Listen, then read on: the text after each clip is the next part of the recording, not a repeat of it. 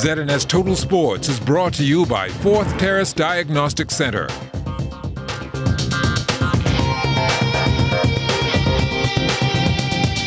Good evening, Bahamas. I'm Amajal Knowles with your ZNS Total Sports.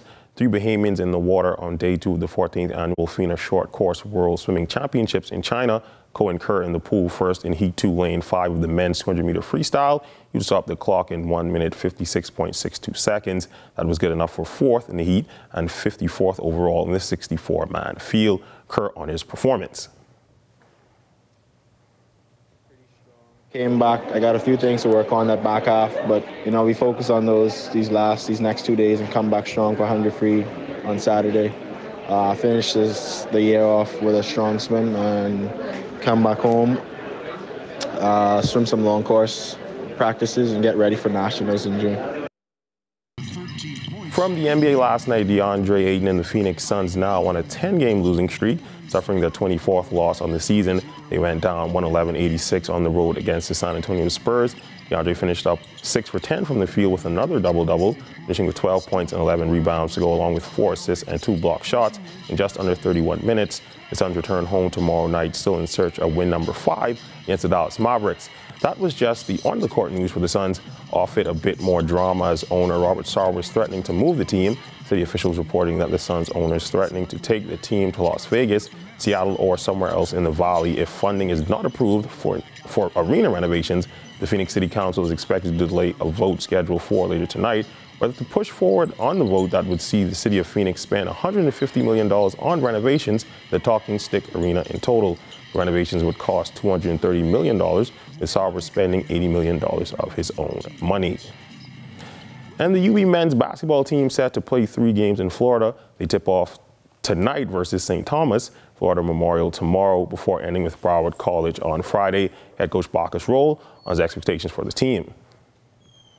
It's going to be a very difficult trip for us. We have 3 games in 3 days. It's no rest at all.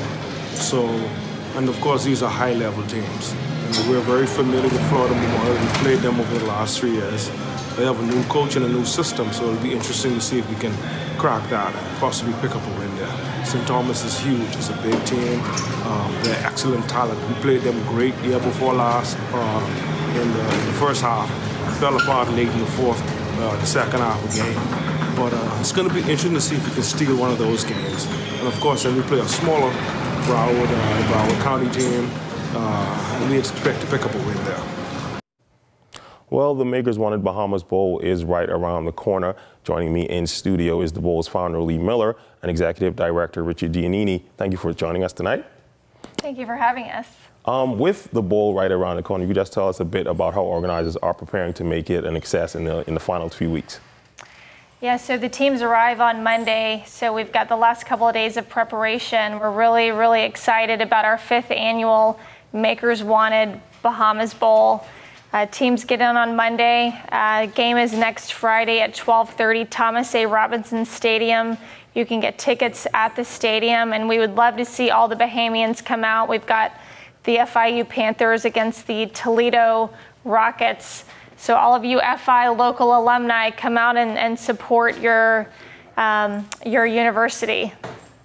Now, I know a few of the representatives for the team was here early in the month. You just tell us a bit about the level of excitement from both teams.